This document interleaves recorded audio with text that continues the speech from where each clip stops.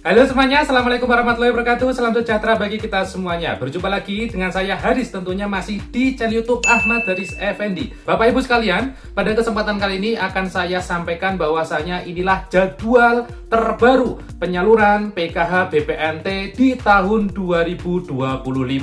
Sekaligus ini adalah jawaban kepada Anda semua. Mungkin ada satu atau dua netizen yang menanyakan terkait kapan sih jadwal pencairan tahap 2 itu sebenarnya. Dan ada juga sobat netizen yang bilang bahwasanya pencairan kali ini itu lambat. Apakah benar lambat? Apakah ini telat dari jadwal? Dan sebagainya dan sebagainya. Nah Bapak Ibu, sebelum Anda itu beranggapan yang tidak-tidak, pada kesempatan kali ini akan saya florkan semua, akan saya buktikan semua, dan akan saya jelaskan semua. Mungkin saja Anda tidak paham, itu biasa ya. Maka dari itu mudah-mudahan dengan adanya video ini, Anda bisa menambah wawasan, menambah pemahaman terkait bansos saat ini. Dan Bapak Ibu, berikut info lengkapnya. Baik Bapak Ibu sekalian, terima kasih masih menyimak info di channel YouTube Ahmad Haris Effendi, playlist info bansos. Sebelum saya mulai video kali ini, pada channel YouTube Ahmad Haris Effendi nanti ada beberapa playlist ya. Nah, playlist itu nanti ada yang jalan-jalan, ada yang info bansos dan sebagainya. Jadi nanti Anda bisa pilih video mana yang ingin Anda tonton ya. Jadi nanti infonya tidak hanya seputar bansos saja. Ada juga video saya terkait jalan-jalan gitu ya. Baik Bapak Ibu sekalian, kita kembali lagi ke topik bahasan kita kali ini. Di video saya kali ini fokus terkait jadwal pencairan terbaru di tahun 2025. Nah, sebelumnya perlu kita pahami dulu ya Bapak Ibu. Jadi sudah beberapa kali Kementerian Sosial itu berganti menteri ya. Mungkin ini ada juga yang beranggapan sejak menterinya ganti itu pencairannya lambat. Ya, saya pikir ada beberapa netizen yang menganggap seperti itu. Tapi Bapak Ibu sekalian, mungkin di sini ada penerima bansos yang sudah sejak tahun 2014 mungkin. Silakan angkat tangan Bapak Ibu. Nah, yang dari 2012 silakan angkat tangan. Nah, Bapak Ibu sekalian, sebenarnya terkait jadwal itu sebenarnya mirip dari tahun-tahun sebelumnya. Bahkan dari menteri-menteri sebelumnya itu mirip jadwalnya ya. Jadi jadwalnya dulu ya ada yang 4 tahap setahun gitu ya. Terus karena adanya COVID ada yang dicairkan per 2 bulan. Nah itulah ya, tapi sebelum COVID ya tahun 2018, 2019 itu penyalurannya 3 bulan sekali. Nah tahun ini Bapak Ibu sebenarnya tidak ada perbedaan, masih sama seperti tahun-tahun dulu itu ya. Bahkan ini sama seperti sebelum COVID. Jadi 1 tahun itu pencairannya 4 kali ya, 4 tahap. Tahap 1 ya 3 bulan pertama ya, yaitu Januari, Februari, Maret. Tahap 2 yaitu adalah April, Mei, Juni. Tahap 3 nanti adalah Juli, Agustus, September. Tahap 4 nanti adalah Oktober, November, Desember. Nah saat ini Bapak Ibu adalah bulan Juni ya, Juni bukan Juli. Ini adalah Juni. Nah di bulan Juni Bapak Ibu penyalurannya itu belum telat, belum lambat, tidak. Jadi untuk tahap 2 itu adalah April, Mei, Juni. Nah diingat-ingat ya, April, Mei, Juni. Bisa saja cair April, bisa saja cair Mei, dan juga bisa saja Juni. Karena April, Mei belum ada info pencairan, maka insya Allah dipastikan di bulan ini, di bulan Juni.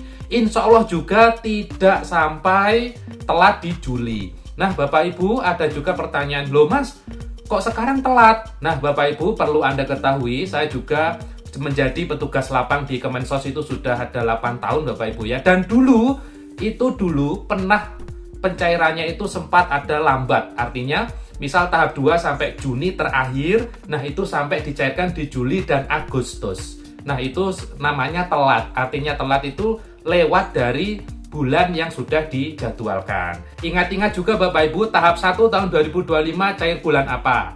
Yaitu bulan Februari. Nah, Februari itu kan masih rentang pencairan. Jadi Januari, Februari, Maret. Sebagian ada yang cair di bulan Maret. Nah, itu juga masih tidak telat ya. Jadi perlu difahami juga Bapak Ibu bahwasanya penyaluran tahun ini masih mirip dengan tahun-tahun dulu, yaitu 1 tahun 4 tahap pencairan. per tahapnya itu adalah per 3 bulan. Dan saat ini masih tahap 2, jadi masih bulan pencairan. Tidak telat Bapak Ibu. Nanti kalau sudah masuk di Juli ya, nah itu baru dinamakan lambat atau telat. Nah itu perlu difahami juga Bapak Ibu ya. Ya saya tahu bahwa sebagian besar penerima bansos itu menantikan kapan bansos cairnya dan sebagainya ya. Tapi di sini akan saya infokan bahwasanya ganti menteri, ganti presiden, dan tentu akan ganti kebijakan. Di mana saat ini Presiden Prabowo sudah sangat tegas menginstruksikan bahwasanya nanti data-data penerima bansos itu menggunakan data tunggal sosial dan ekonomi nasional.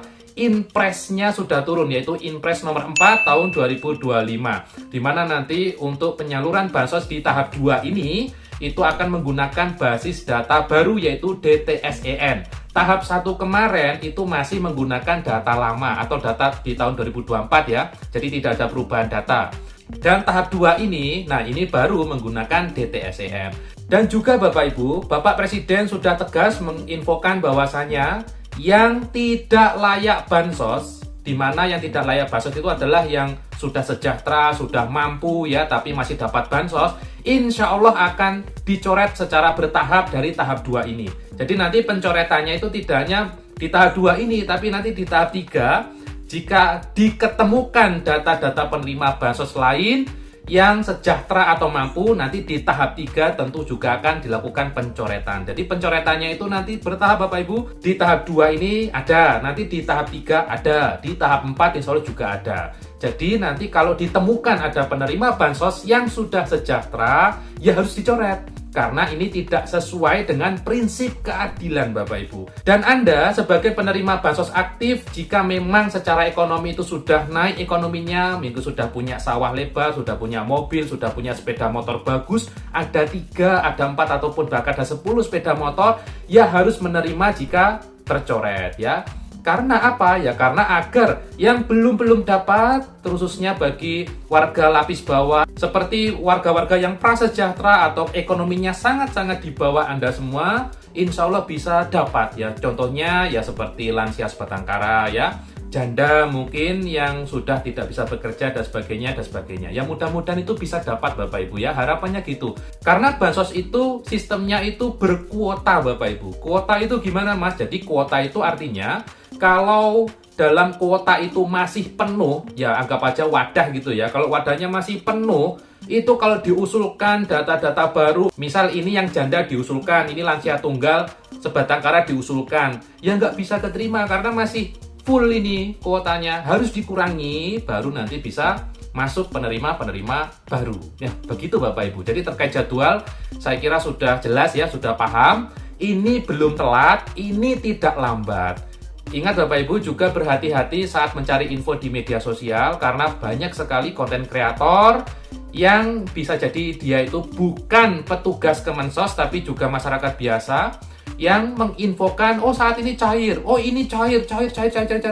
Tujuannya apa ya? Tujuannya untuk mencari penonton biar videonya banyak dilihat orang. Nanti tujuannya kalau banyak dilihat orang ya akan menghasilkan banyak uang. Yang dapat uang siapa? Yang bikin video. Apakah videonya itu valid? Belum tentu, karena tujuannya adalah cari penonton. Jadi gitu ya, hati-hati Bapak Ibu. Nanti disimak dengan baik-baik jika ada info, kira-kira infonya itu valid atau bukan gitu ya. Jadi begitu yang bisa saya sampaikan, semoga infonya bermanfaat. Dan juga silakan Anda bisa berkomentar di kolom komentar, tapi komentar yang baik. Bagi komentar yang tidak baik, insya Allah akan saya hapus gitu ya. Terima kasih sudah menonton info di channel YouTube Ahmad Riza Effendi. Ketemu lagi di info bansos berikutnya. Saya Haris undur diri dan wassalamualaikum warahmatullahi wabarakatuh.